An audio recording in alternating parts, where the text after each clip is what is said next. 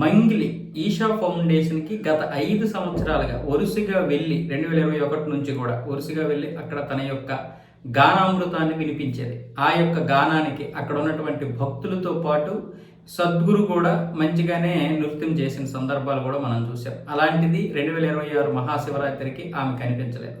ఆమె ఎందుకు కనిపించలేదు అని ఆరాధిస్తే ఆవిడ పుట్టినరోజు 2025లో ఒక ప్రైవేట్ రిసార్ట్లో జరిగింది కదా, అక్టోబర్లో. ఇప్పుడు ఆ సమయంలో ఆవిడ మీద డ్రగ్స్ కేసు, అలాగే మద్యము, ఎటువంటి అనుమతులు లేకుండా డీజేలు పెట్టడం, ఇవన్నీ దీని మీద కేసు నమోదు అవ్వడం, పోలీసులు కేసులు నమోదు చేయడం, ఇప్పటికీ ఆ కేసు అయితే ఆవిడ మీద ఉంది. సో ఈ విధంగా ఆవిడ దొరికింది కాబట్టి అందుకే ఈషా ఫౌండేషన్ ఈమెకి ఎటువంటి ఆహ్వానము పంపలేదు, రెడ్ కార్డ్ అయితే విడుదల చేసింది అన్న విధంగా చెప్తున్నారు నిర్వాహకులు.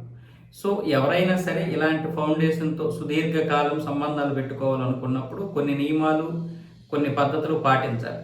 అలాంటి వాటికి ఏదైనా దూరంగా ఉన్నప్పుడు ఇలాంటివి తప్పవు. ఇంకా ఆవిడైతే డ్రగ్స్ ఏమీ లేదని చెప్పింది, కానీ వాస్తవానికి అక్కడ అన్నీ దొరికాయి. రుజువులతో సహా దొరకడంతో ఆవిడకి చాలా చెడ్డ పేరు వచ్చింది.